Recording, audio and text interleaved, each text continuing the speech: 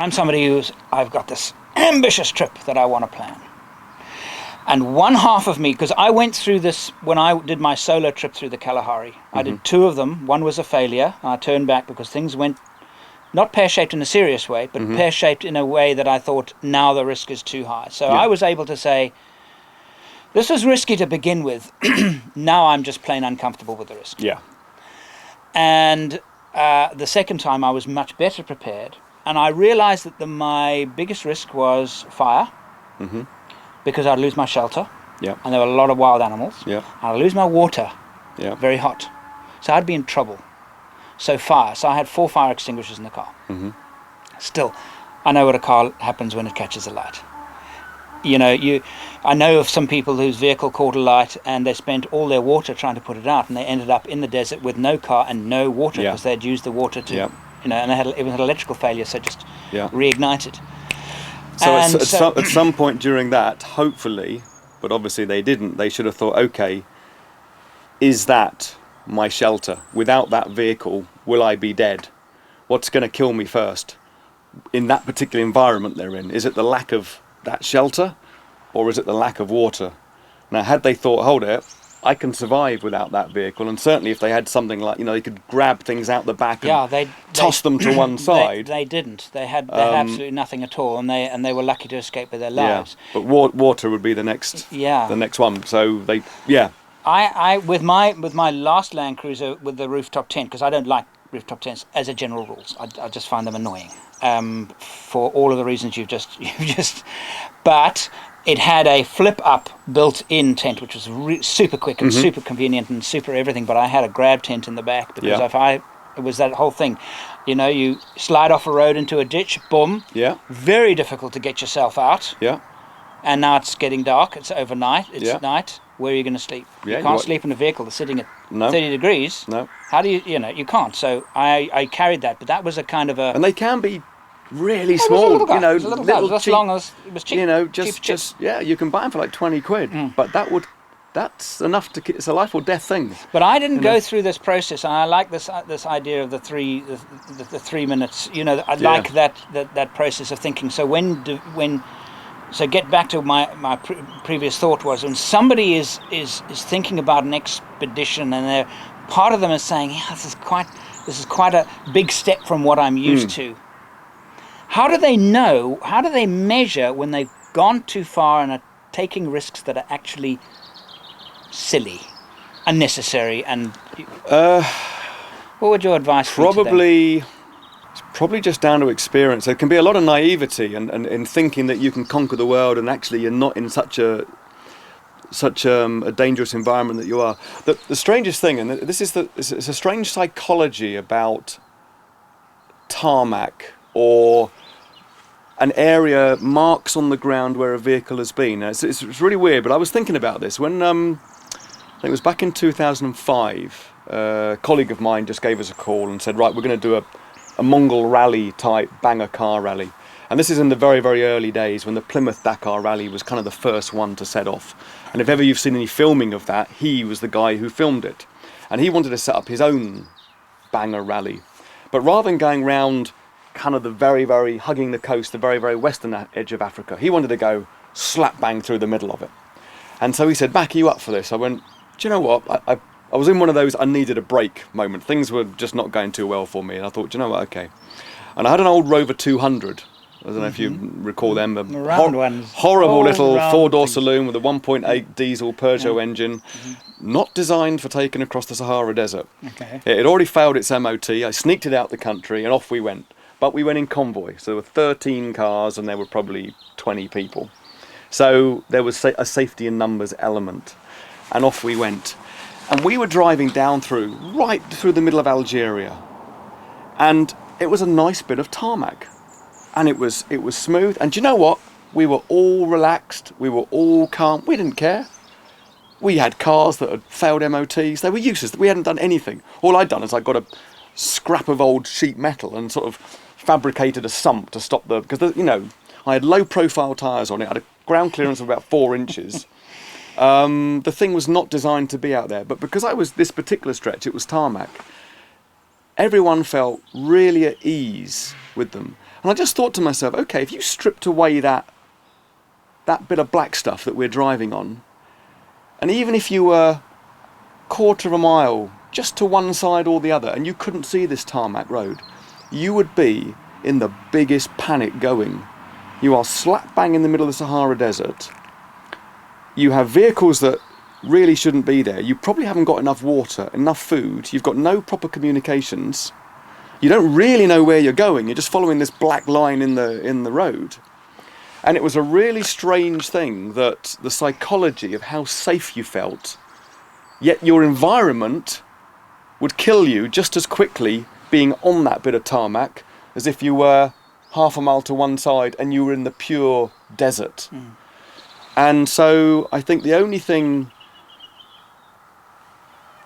to tell you when it's all going a bit wrong is probably just through experience. You know, you get all these banger cars, 400 teams head off to Ulaanbaatar every year and they all hack their way across Mongolia. It's incredibly remote, really, really remote.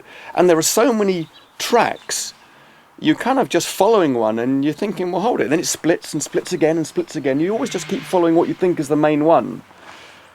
You don't know if it's actually taking you where you're supposed to be going or whether it's going to swing off in some complete dead end and then you're out of fuel, food and water. And so I don't know, I suppose it can only just come down to recognising where you are and then just thinking to yourself, okay, if I stripped away that tarmac, would I be happy carrying on? Yeah.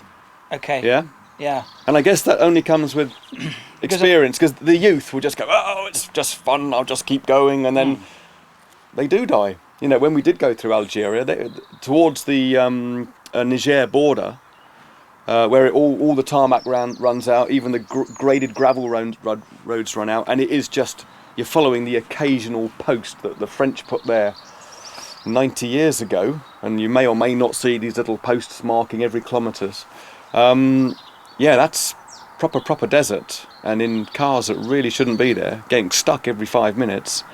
And you see cars littered, and you know that every car that's abandoned, there was somebody with that car. They didn't just go there on its own.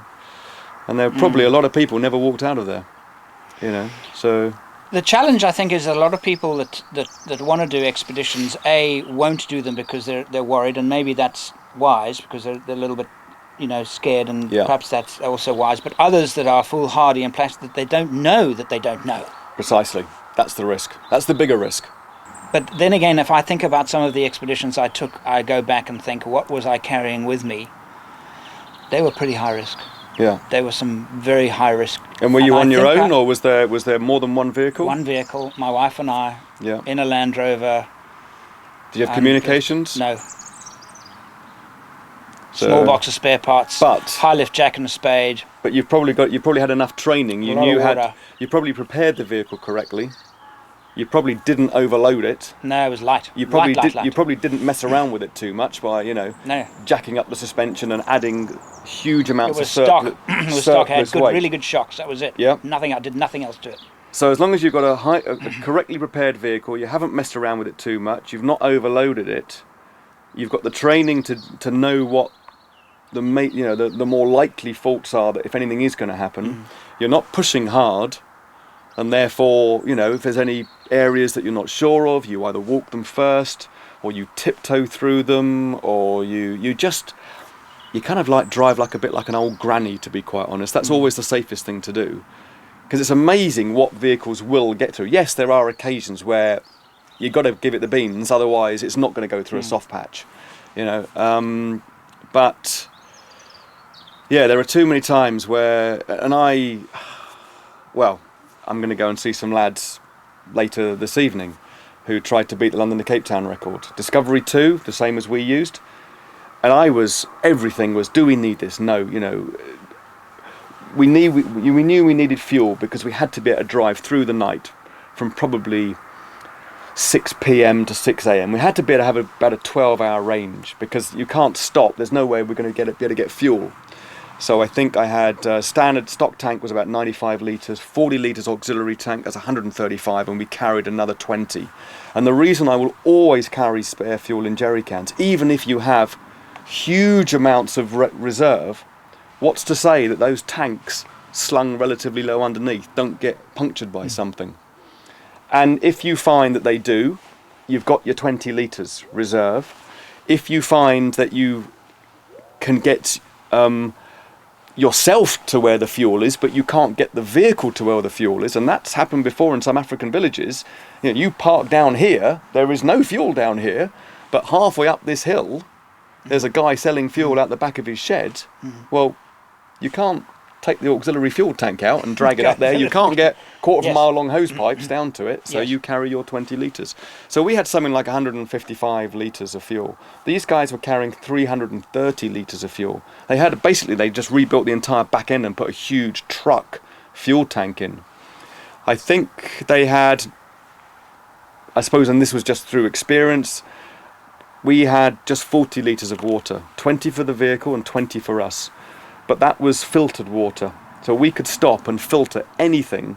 Literally, these filtering jerry cans, I don't know if you come across them, the Lifesaver jerry cans, the big blue ones. They will filter there's either a 10,000 litre filter or a 20,000 litre filter. But it'll filter 20,000 litre of literally fresh toilet water, and I mean the worst sort of toilet water. You can scoop it out, lumps and all, put it in this, and get pure drinking water out.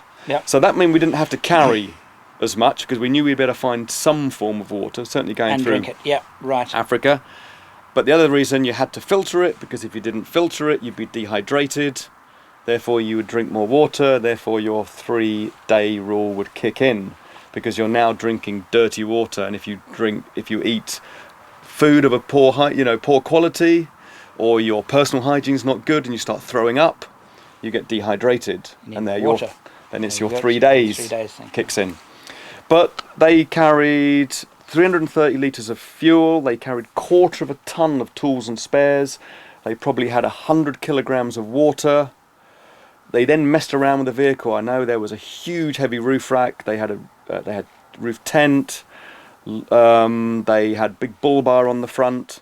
I'm probably guessing their vehicle was probably about 600 kilograms over gross vehicle weight. So of course, they're then trying to beat the London to Cape Town record via West Africa. So they've got a deadline of 10.5 days to do 10,000 miles. So they're hooning it. They're trying to do 1,000 miles a day, every day, through West Africa. So of course, you're then taking big risks. You're barreling through areas, hitting potholes. They broke half shafts, they broke diffs, they snapped the chassis, shock absorbers gave up, suspension gave up. The whole lot, in the end, it kind of conked out on the Angola-Namibian border. So that was probably just a whole lack of experience, but they hadn't kind of gone through the rule of 3 thing. So one, they were going, yes, it was a record attempt, so you are going to enter into the we're going to be at risk of an accident. Yes. But to lessen that risk, stick bloody huge spotlights on that vehicle, illuminate the whole world. Don't mess around with it too much. Don't make it too high, too top heavy, too, And keep it light. Keep it light. Know when you shouldn't be driving because you're too tired. Keep yourself hydrated, because that reduces your awareness and thinking power and stamina by about 10%. Make sure you eat the right food so you're not throwing up, etc., etc., etc. There's a whole list of kind of things that you could see they were going to have a problem before they'd even set off, because they hadn't gone through the priorities and what knock-on effect that could have if they made a wrong decision before they even left the country. Right, and your record attempt was 2009, you said? 2010. 2010. 2010. 10.5 days. Discovery 2. Discovery 2. Nothing went wrong. Not even a puncture. Really? Not even a puncture? What tyres were you running? Pirelli all-terrain. Not the best all-terrain tyre. No. They offered sponsorship. I kind of accepted it, and then these things arrived. I thought, blimey, they're not much more than a road tyre. Really?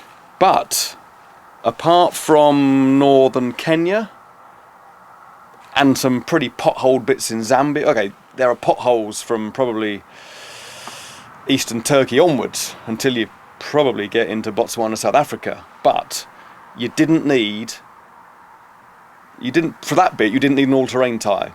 You did need an all-terrain tyre for northern Kenya. What you certainly didn't need is a mud terrain. And that's where a lot of people go wrong. They kind of assume I'm going to put mud terrains on, but we all know mud terrains, they're not brilliant on tarmac, they're not brilliant with handling, they're not brilliant with economy, so your fuel's going to go down, leaving you stranded. They're not brilliant in the wet. So yeah, you can pick the wrong tyres and bang, bang, bang, bang, bang, knock-on effect. 3 minutes, you've rolled the car because you picked the wrong tyres. and that's kind of how it always works. So yeah, I was a bit disappointed when these all-terrains turned up. But my God, they did their work. They still did the got job. them. Haven't got them on the vehicle at the moment, but I've still got them. Yeah. Yeah. Now what we did do though, have you come across a product called Air Seal? It's one of these tyre snots. Yes, yes. Yeah. Now I know there are probably different versions of Yes. it, but this is the one the British military use. Okay. And they do various grades. Well, I know the guy he's probably worldwide distributor of it now, based down in Somerset, here in the UK. And there's an armour seal version. Now it's so good, this stuff, it will seal a 1 1/4 inch diameter spike going through the tyre.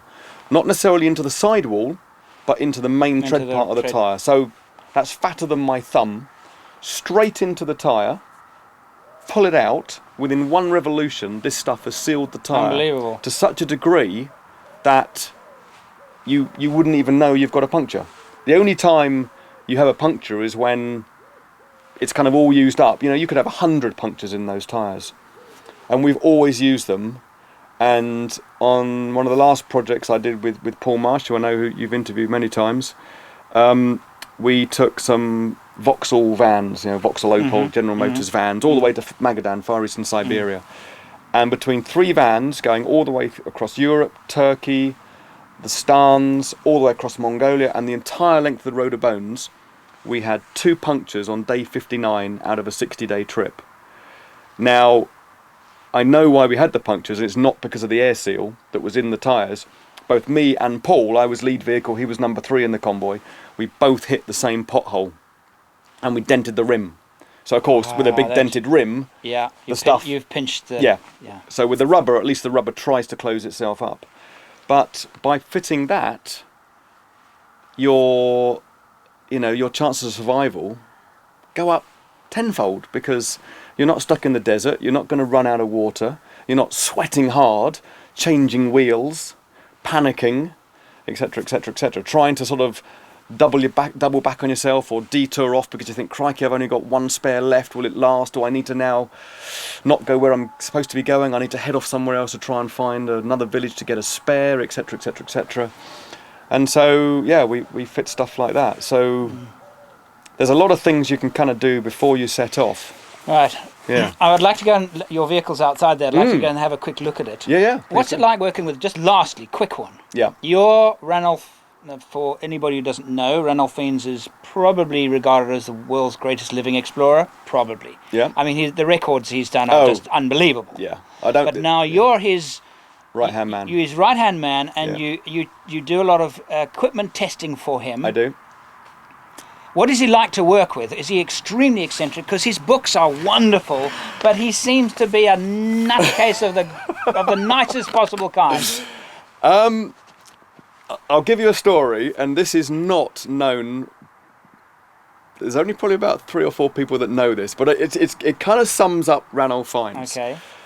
One of the first projects I did with him was back in 1997 to celebrate the 50th anniversary of Land Rover in 1998, because obviously it started in 1948.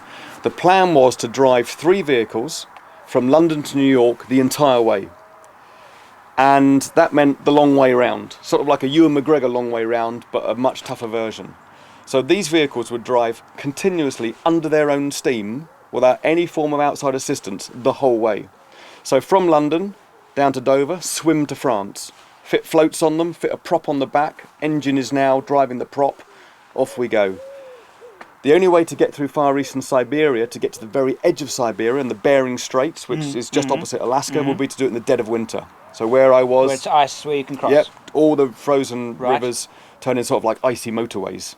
Okay. So minus 60 all the way through Siberia, then get to the frozen Bering Straits, part frozen, part water, drive, swim, all the way to Alaska, swim round, up the Yukon River, get to the main road network and all the way down to New York. Anyway, So that was the plan. So in 97, 12 months before, myself, Ranulph Fiennes, a couple of Land Rover mechanics, we flew 2 Land Rover Defender 110s to the very edge of the Bering Straits on the Alaskan side, a place called Wales.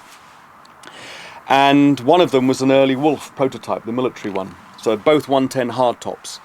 And we had, you know, big heaters in them. We had huge, great Goodyear balloon tyres on them. We were testing them. And we had Max Tracks, you know, the big triangular track system, an American company. These were very early prototypes. They failed horribly. They just didn't have it. But when they were working, they were quite good. So off we went, and we did all our testing. And we basically proved, after being there for 3 months, living out on the ice and living, you know, out of the little tiny hamlet there and going out every day and camping out, we proved we could do the most difficult part of this whole trip. But right at the end, now I can't remember how it worked.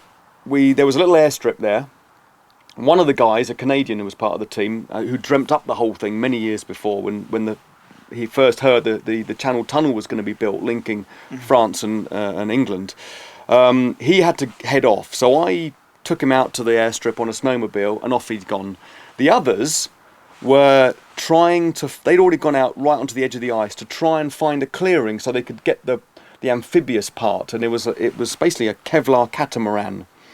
And it was all very complex. So basically you tow this thing like a big trailer behind you, and when you come to water, you drop it in, drive on, plug the engine into a hydraulic pump through a power takeoff at the back. That turns paddle steamer blades, and off you go. So it wasn't sort of floats in the water. Yeah. It was kind of this monstrosity you dragged behind you.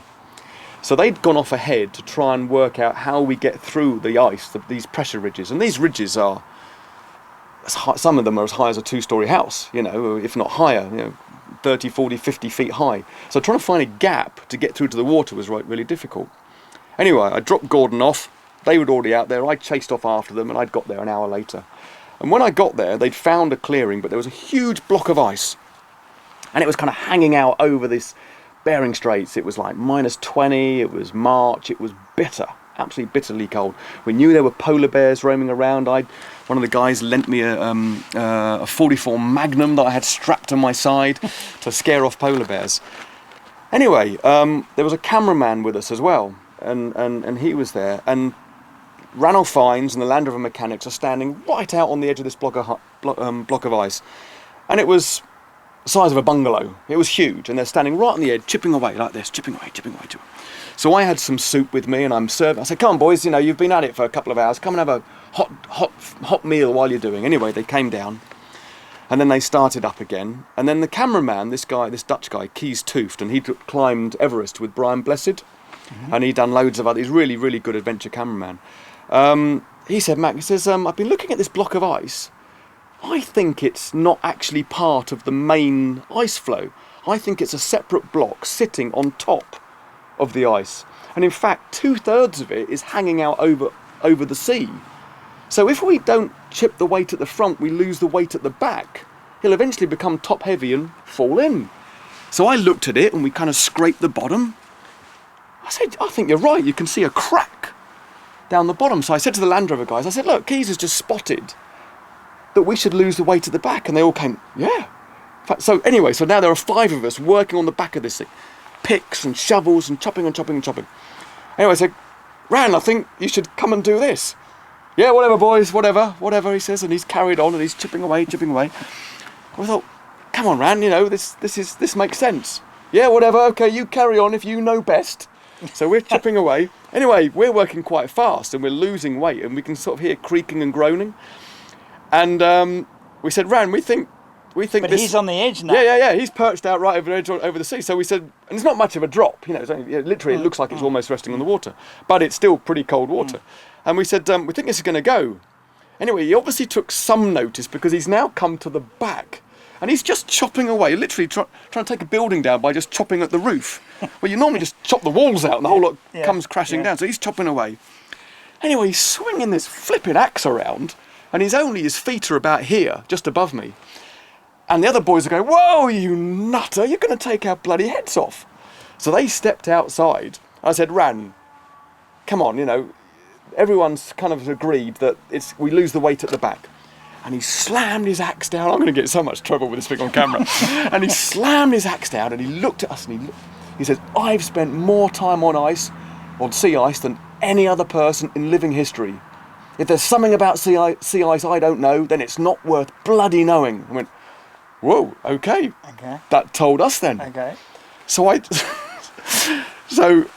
I kind of had this sort of little devil came up in my head. I thought, bloody ignorant, silly old stubborn. He was too focused. He was, he didn't think outside the box. He just thought, right, I've got to lose it. I'm just going to chop the whole bloody lot up. It would take days to chop it up. It was massive. Anyway, so he's swinging this bloody axe around, and the others are kept out the way for having their heads chopped off. And I had my pick, and so I sort of ducked right behind him. So this axe is swinging this way and this way. And I just went chop, chop, chop like this, and I'm chopping away. And all of a sudden, of course, it went. And he's standing at the back, and the thing's about 40 feet long, like a catapult. Ping! That's it. He's now airborne, heading out into the Bering Straits. And off he's gone. And so, anyway, bloody, we kind of knew it was going to happen, so we just thought, well, we told him, he just didn't listen, so off he went. So we had a rope, obviously, with 2 Land Rovers there, so we chucked this rope out, because he's landed on this ledge before he's completely submerged. Anyway, we hauled him in. He didn't say a word. We had a bit of trimming up to do to get this thing through a little bit on the edge. And I said, right, because the rule is shelter. His shelter is now sopping wet, and it's blowing a gale, and it's -20. So immediately you strip to nothing, everything off. Right, Chaz, I need your jacket. Charles, I need your fleece. Donate one thing. Get that engine. I think the engines are already running or something. Get him inside. Strip him off. He would not have it. He would not have it. And he carried on for another 2 hours, and you could almost hear him sort of creaking and crashing as he's starting to free up. Yeah. And that's the sort of guy he is. He's just mission, me there, destroy. Me get from here to there. I'm going that way. And so when I did the North Pole thing with him, you've got this same problem. You've got these pressure ridges. And I said to him, well, why don't you... Because it was an unsupported trip. My job was to get him to the start point and then pick him up if he made it, or rescue him if he didn't. Unfortunately, it became a bit of a... He wouldn't like to say it was a rescue mission, but it kind of was. We had to get him out of there quickly. And I said, well, why don't you, set back and go, right, there's a 30-foot wall in front of me. Why don't I see if, 100 feet one side or the other, it might be a bit lower, or there might be a way around. He said, by the time you've done that, you exhaust so much energy looking for somewhere slightly easy, you might as well just get on with it. And so that's the kind of guy he is. He's absolutely blinkered. And perhaps that's why he's... And that's the only reason he's so successul. Because nobody else of any sanity would do it. They would stop and try and figure it all out, but not Ran. No, he's just bang. And I don't think there's any person I've ever met that could do that has that sheer focused drive, that there is one goal without even considering anything else. Literally, drive. No, so mad as a March hare, but I love him for it. He's brilliant, absolutely brilliant. Yeah, fantastic. Should we go and have a quick look at the truck? Let's go and have a nose.